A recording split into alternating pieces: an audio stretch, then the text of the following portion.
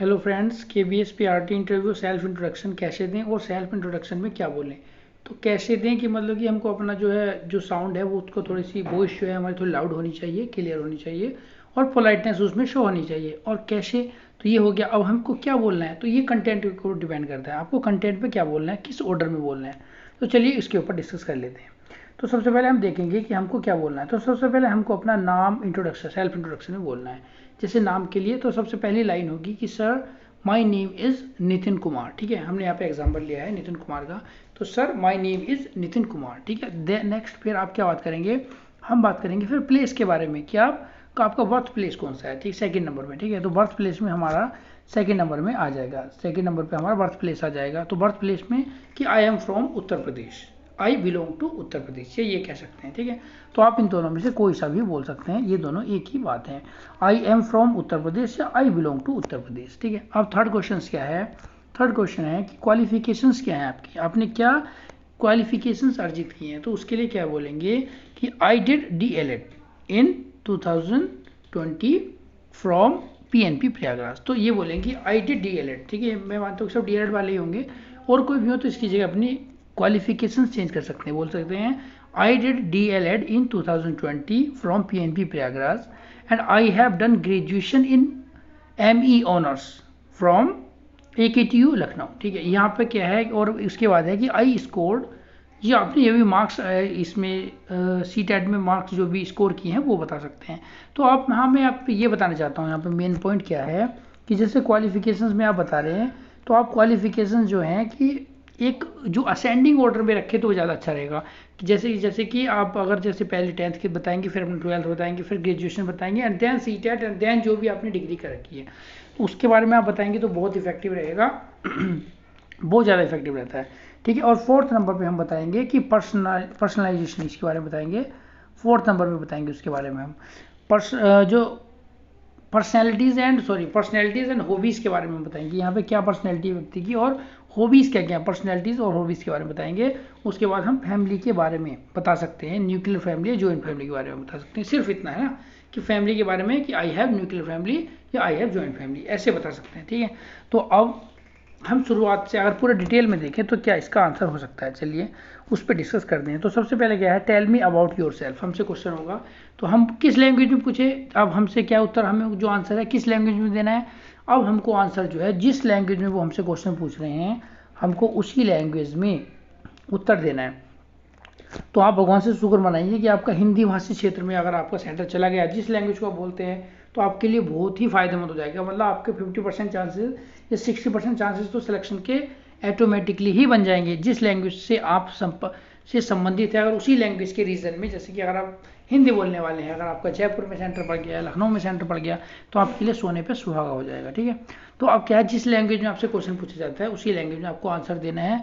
तो वो best strategy रहती है लैंग्वेज को डील करने की इंटरव्यू में। तो उसका एक बहुत पॉजिटिव इफेक्ट पड़ता है। ठीक है, अगर नहीं आप जानते तो आप बोल सकते हैं sir can I talk to you in Hindi या योर लोकल लैंग्वेज, जो भी आप पसंद करते हैं, तो वो आपको परमिशन दे सकते हैं, नहीं भी दे सकते। ठीक है, उसके बाद है कि उसके बाद हम ये देखते हैं कि tell me about yourself में क्या क्या। सबसे पहले आपको जो है first of all thank you for giving me this opportunity. सबसे पहले आपको ये बोलना है कि जैसे हम हर इंट्रोडक्शन के पहले बोलते हैं कि first of all thank you sir for giving me this opportunity. तो बहुत बच्चे यहाँ पर दिस वंडरफुल अपॉर्चुनिटी भी बोलते हैं इस जगह, यहाँ पर ये जो है लिखा हुआ है इस जगह वंडरफुल अपॉर्चुनिटी बोलते हैं, लेकिन हम यहाँ पर बोलेंगे first of all thank you for giving me this opportunity. ठीक है, तो ये हमारे लिए बेस्ट रहेगा।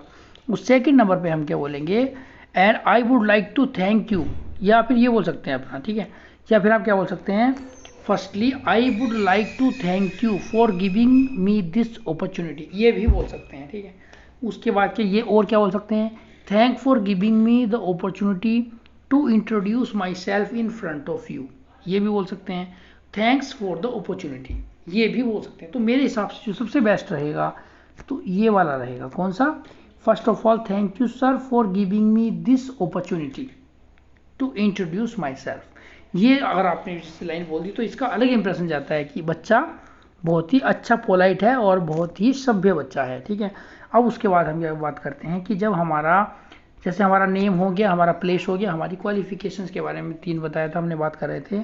तो अब हमने जैसे अपना पूरा पहले हमने जो शुरुआत कैसे करनी है वो देख लिया था, ठीक है। अब हम देखते हैं कि हमारे क्वालिफिकेशंस के बारे में क्या क्या बातें चल रही हैं। तो ठीक है, नेम तो हमने पहले बताया था, माई नेम इज इतना and I belong to this place, I belong to Uttar Pradesh, ये सब हम बोल देंगे। उसके बाद क्वालिफिकेशंस की बात करते हैं, तो आई डिड DLED इन 2015 ऐसे बोल सकते हैं।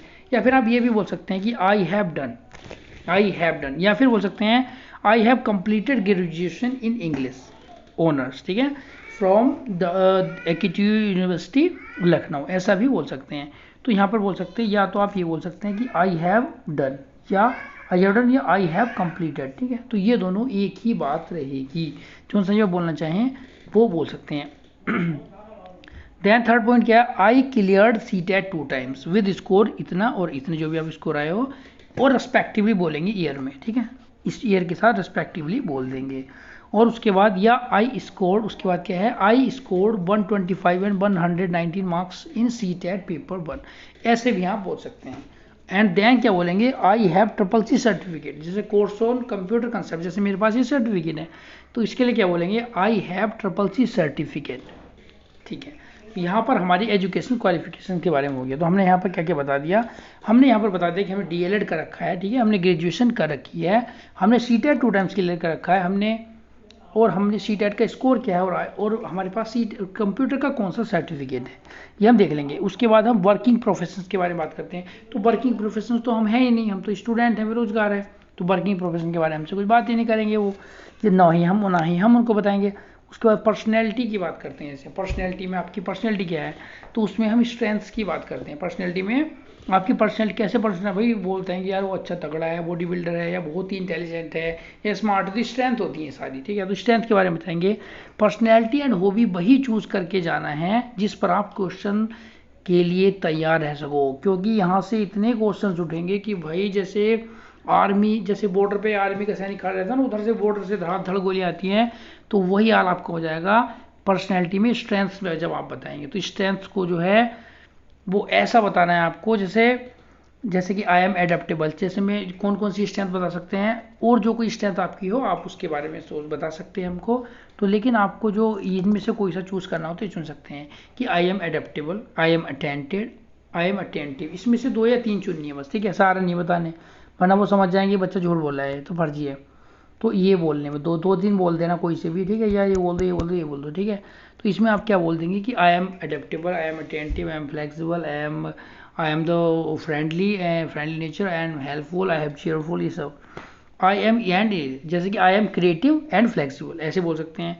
I am creative as well as flexible, तो ऐसे भी बोल सकते हैं। तो ठीक है, इसको ऐसे हम बोलेंगे। टॉलरेंट बोल सकते हैं, ऑप्टिमिस्टिक बोल दो, ऑप्टिमिस्टिक सब पॉजिटिव, तो हर समय अच्छा ही सोचता है। लविंग है, ऑप्टिमिस्टिक है, टॉलरेंट है, और वर्सेटाइल है, और ऑफेबल मतलब फ्रेंडली इंसान है, मतलब कि बहुत मित्रता या प्यारा इंसान है, ये कहते हैं। एफोबल कहते हैं इसको, एफोबल, ठीक है। एंड आई एम ए या एन, ठीक है। तो कम से कम दो क्वालिटी क्या है याद करके जाना है। एम जैसे कि साई पर्सन इस तरह के, या आई एम स्मार्ट पर्सन, ऐसे बोल सकते हैं। उसके बाद है जो हमारा पर्सनैलिटीज़ में स्ट्रेंथ तो आ गया। अब पर्सनैलिटीज़ में हमारी वीकनेस पे बात करेंगे। तो यहाँ पे वीकनेस में क्या होता है कि जैसे जो परफेक्शनिस्ट होते हैं, या डिफ़िकल्ट टू से, या नो, या टॉकेटिव, या सेल्फ क्रिटिसिज्म, तो ये आप जैसे अपनी वीकनेस को बहुत सोच समझ के बताना। अगर वीकनेस वो ना पूछे तो आप बताना ही मत। वैसे तो वीकनेस बहुत खतरनाक चीज़ होती है, वो बच्चे पर वो नंबर लेके ही मरती है 1-2। अगर आपने अच्छी वीकनेस बता दी तो ठीक है, वरना वही वो तो नुकसान ही करती है। इसलिए वीकनेस का जिक्र ना ही आए तो अच्छा है। तो वैसे अगर अब वीकनेस भी बतानी ही जरूरी पड़ जाए तो आप ऐसी वीकनेस बताओ कि जो आपकी वीकनेस लग के स्ट्रेंथ लगे, है ना।